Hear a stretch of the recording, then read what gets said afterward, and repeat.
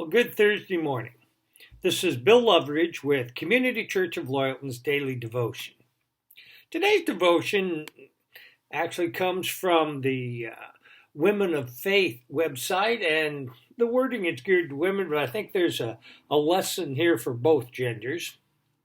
It's called, Are You Holding On to the Best Things in Life? It's by Alida Reynolds, who's the president of Women of Faith. And it was posted on their website. A woman was walking down the sidewalk. She walked along, talking about her next appointment, carrying all her bags, her phone in one hand, and coffee in another. Then somehow, this crack in the sidewalk caused her to stumble and bumble, and finally she fell to the ground. Guess what? She did not spill this coffee. Like the woman, the question I pose to you is this. What are you holding on to so carefully that you can never mess this thing up?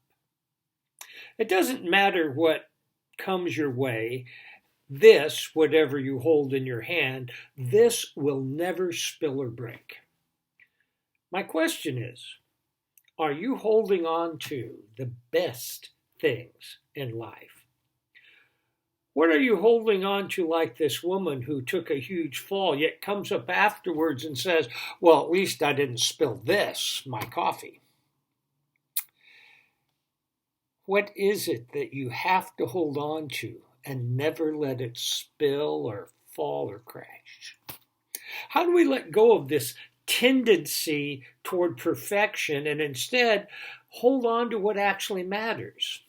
Allow me to remind you before I share the following statement that God has grace for you. Do you have grace for yourself? I hear women claiming, I'm a perfectionist, like it is a badge of honor or a positive attribute. It hurts my heart to know women carry this around and pride themselves on attempting to do everything perfectly. The thought of trying to live this way feels so heavy. Perfectionistic tendencies are like a ton of bricks laying across the shoulders of a woman attempting to get it all right. God wants to take that weight off anyone who attempts perfection because it is impossible to accomplish.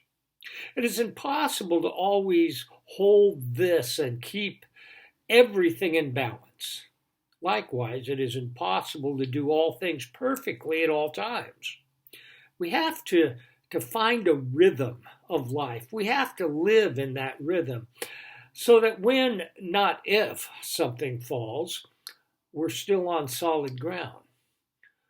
One day or week or month is not ruined when something in our lives is not executed just exactly right.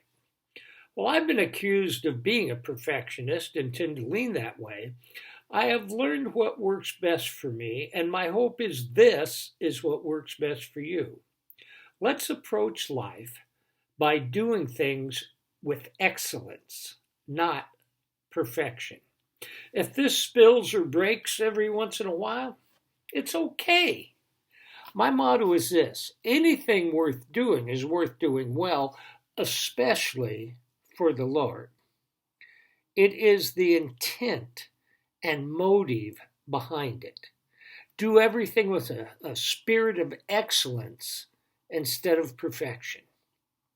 Ask yourself, where do I tend to strive for perfection in my daily life? Read Psalms 139, 23, and 24, and ask the Lord to reveal what you need to know. Here are a few examples of how you may be striving for perfection. Is it never walking out of the house without your makeup and hair done perfectly?